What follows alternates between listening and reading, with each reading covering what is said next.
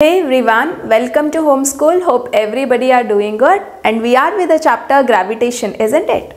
Class 9 gravitation chapter. See, in today's video, let us discuss the very important topic, that is thrust, pressure, buoyancy, as well as Archimedes principle. So let us cover everything in this video with lot of simple activities, and let's enjoy the concepts learning in a most interesting and easiest way. Don't forget to watch the video till the end. You will get complete clarity on all these concepts. Okay, so now first let me talk about thrust and pressure. See, both are actually similar, but you have a slight difference. Okay, first we'll try to understand this word called thrust. Thrust is very simple. It is the force that you apply perpendicularly on a surface. First let me write the sentence. This you can write it as definition also. It is nothing but the force applied perpendicularly. Okay, so any force, actually if you apply perpendicularly, it will work out. Otherwise it may not work out. Look at here, you will understand in a better way when I give the example. Okay, so the force applied perpendicularly onto a surface is called thrust, right? See, suppose I have a paper with me. See guys, this paper, if I have to stick it here, I will have to pin it up. Okay, so I will have to hit it with a pin, and I should apply force. And in what direction if I apply force, it can get pinned up properly, it can get stuck properly? In a perpendicular direction. So this is a surface and this direction is a perpendicular direction. So the pin must go perpendicularly and you have to apply a force perpendicularly. Only then you can pin it up this paper onto a surface. Isn't it? Right? So for anything that you have to pin it up, you have to apply force in a perpendicular direction. So that force itself is called as thrust. Very simple, right? So anything, say you want to pierce a nail onto a wall. So how do you pierce a nail onto a wall? How do you hit a nail?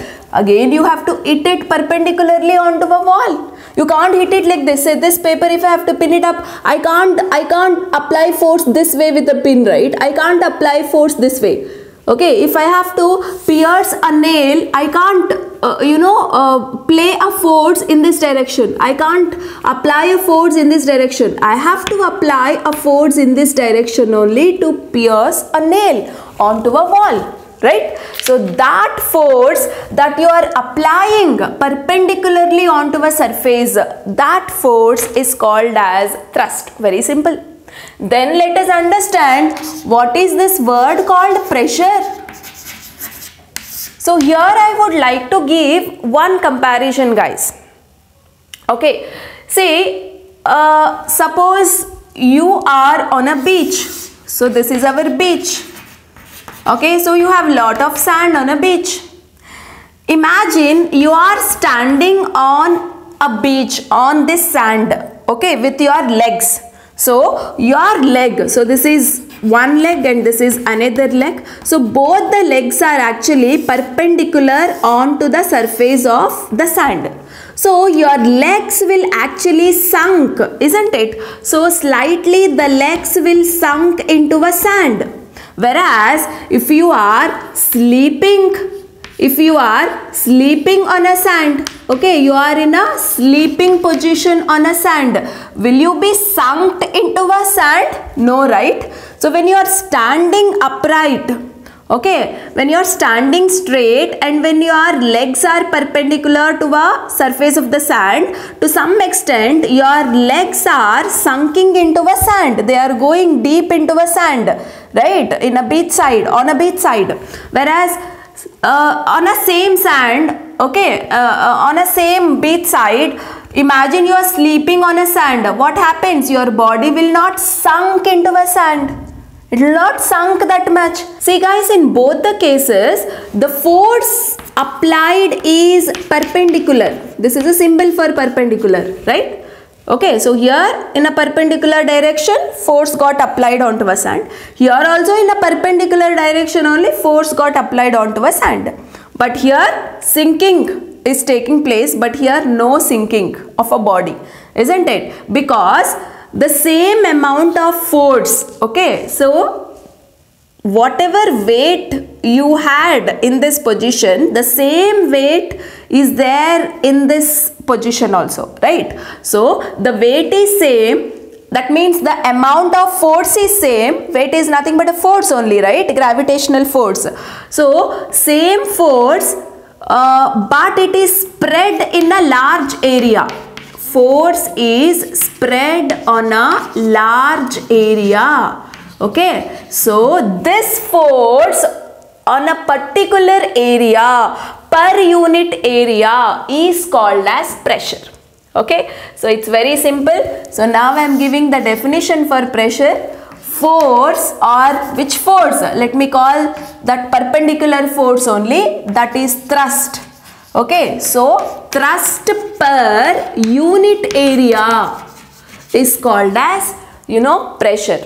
Okay, so we can write the formula. P means pressure. Pressure is equal to thrust. Or you can just write it as force. Force that is perpendicularly acting on a surface divided by area. Means pressure is nothing but effect of force.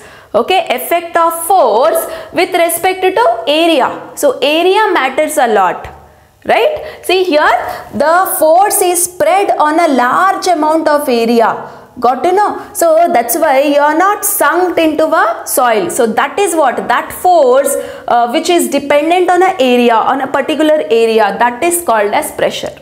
Okay, so actually the unit of thrust is Newton only. Unit of thrust is Newton, because it is nothing but a force.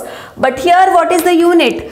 Thrust unit is Newton, divided by area is what? Length into breadth, no? That is meter square. So pressure's unit is Newton per meter square, which can also be called as Pascal. Pascal is a name of a scientist. So to give the honor for the scientist, we can call the unit of pressure as Pascal. Okay, so do remember this. And one more interesting thing is, look at this. Looking at this formula, I can say pressure is inversely proportional to area. That means if area is more, pressure would be less. If area is less, pressure would be more. This is what the meaning of inversely proportional. Okay, see, for example, here area occupied by force or by you is more, that is why pressure is less. Since pressure is less, you are not sunk up into a soil. Okay, so one more example I'll tell you. Look at the school bag. Okay, see, if the straps are wide, you don't feel heavy onto your shoulder. You don't feel much pressure onto a shoulder, right? But here, instead of this wider strap, if you have this much thinner strap, you definitely feel heavy on your shoulder. Okay, why? Because area is more, right? Area, the wider the strap, more area. Okay, so more the area, if the area is more, what happens? Pressure is less. If this fellow is more, pressure will be less. So you feel less pressure on your shoulder, so less pain, you are more comfortable. Okay, but if you have this kind of thinner strap here, what would be the situation? Area is less. Area less means pressure more, so you feel more heavy onto your shoulder, isn't it? Right? So that is what the situation. Even the knife, okay, say look at here. Here, if you have a sharper knife, it can cut easily, right? When can your knife be sharper? This edge has to be super thin. It should have very less area, this part. Okay, it should be super thin. Only then you can say it is very much sharp. But look at here, if you cut it from this side, does it cut? No, right? Because look at here, this is little wide. It has got more area, little wider. More area, less pressure. Less area, more pressure. So this side it is very much thin, less area. So it can cut very nicely. So more pressure in the sense cutting happens in a better way, isn't it? So that is why we say the pressure is what very, very important here, because you know what, this pressure depends on area. Force per unit area is pressure. Just the force that you apply perpendicularly, only the force that you are talking about is called as thrust.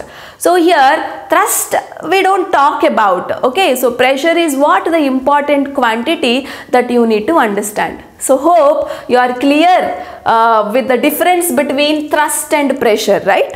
Okay, now let us talk about another important concept, buoyancy. So this is very, very simple that we observe in a day-to-day life, guys. So let me explain this with this simple activity.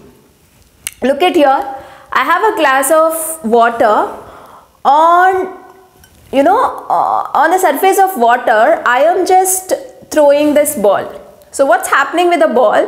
The ball kept on floating on a liquid, right? It's not going inside. Actually speaking, when I throw a ball, it should go right below the water, right? Because you all know the attractive force of earth, due to the gravitational force, the ball must go deeper and deeper. Though it is a water, it must go deep into it, right? But it's not going, it is floating. Of course, when I apply a pressure, okay, look at here, I'm applying a pressure to make the ball stay in this water, but still I am feeling as though something is pushing from bottom. Okay, see, though I am applying pressure to keep it inside the water, you know, my fingers are feeling a kind of pressure, you know, upward pressure, right? So that is making ball to come up again and again. And not only that, if you go for the swimming in swimming pool, you feel yourself that you have become very much lighter. Okay, you feel as though your weight got reduced. So what's happening? Look at here. When I forcefully make the ball stay inside, like I told you, you can try this at your home also. Your hand will feel a kind of pressure from water. Water pushes it up. That upward pressure of water onto the object is called as buoyancy. That's it. Very simple, right? So now let me write the definition here. Upward pressure, okay, of water onto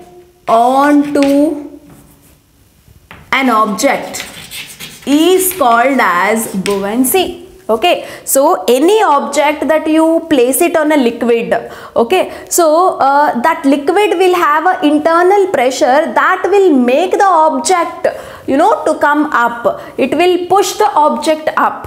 Got to know? So that upward pressure shown by water onto the object is called as, you know, buoyancy.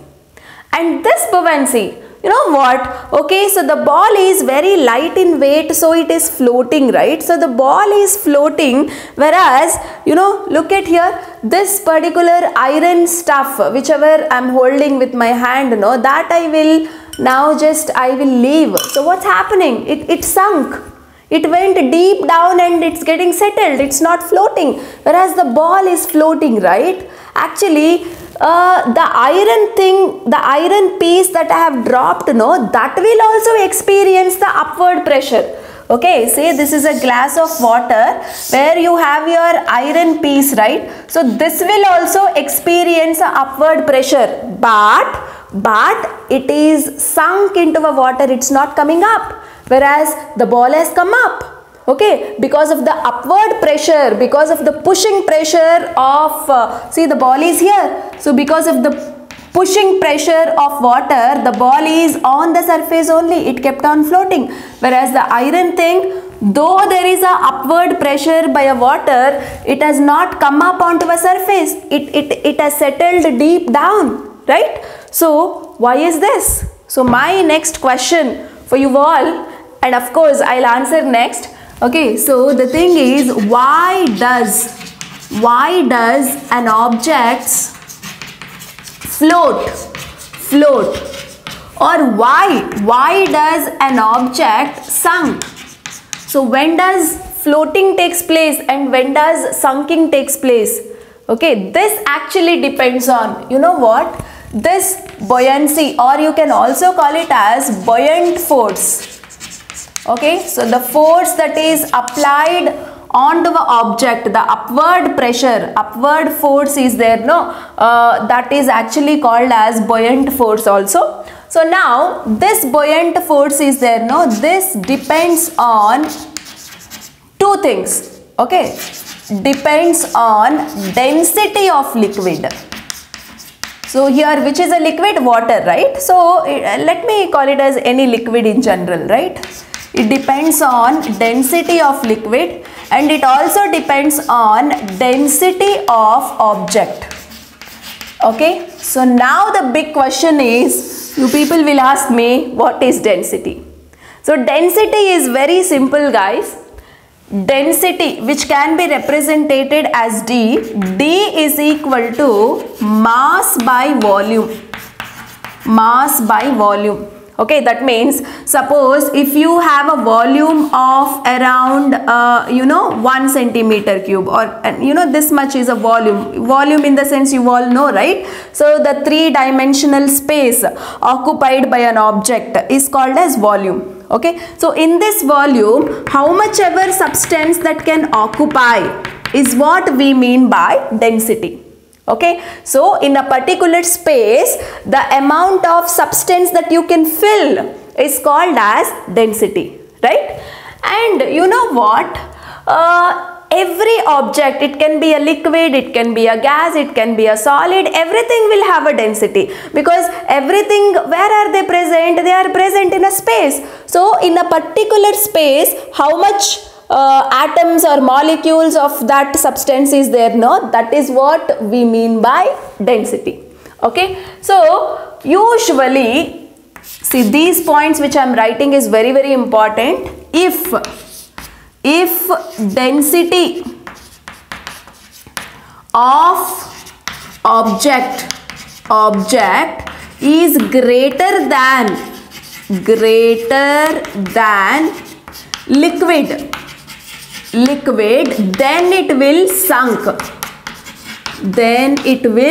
sunk in a liquid. Okay, so look at here, this iron stuff is there, no, that has sunk in a liquid, because this iron is there, no, this has got more density than water.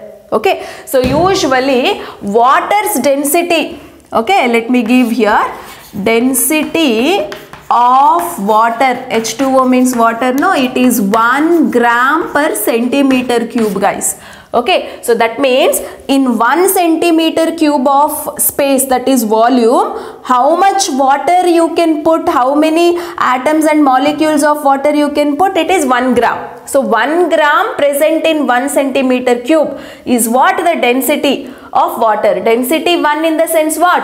1 gram of water, you can put it in 1 cm cube of space, 1 cm cube of volume of space. Okay, so if a density of object is greater than 1 gram per centimeter cube, then the object will sunk. Okay, if it is like, if density, D means density, if density of object is less than 1 gram per centimeter cube, then the object will float, guys. Okay, see here, the ball is floating, no? The ball is floating because the density means not just the weight, not just the mass, guys. Mass per volume, the amount of mass that is present in a particular volume is what? Density. Okay, so the ball is floating on a water, no? Why? Because the density of this ball is very much lesser than 1 gram per centimeter cube. Okay, the iron is sunk because the iron has got a density greater than 1 gram per centimeter cube. Okay, so the buoyant force, whatever is there, whether an object float or sunk, will always depend on density of object and liquid. Okay, so this is one of the very important idea you should have. What many people think is, okay, usually they say if the weight is more, it will go down. Okay, if the weight is less, not just the weight, I can't talk about weight also here, I have to talk about the mass per volume, guys. So that is density. Your word, instead of calling it as weight, you have to use the word density. That is very important. Okay, fine. So we understood how buoyant force is dependent on the density of liquid or object, right? So now with this idea in our mind, right, so my conclusion at this point is if an object has more density than water, then it will sunk. Buoyant force is very much less. Okay, the weight will dominate over the buoyant force, upward pressure. Okay, but if the liquid has got more density than object, then object will float because buoyant force is dominating. It will dominate over the mass of or the density of an object. So it will float. So that's a conclusion.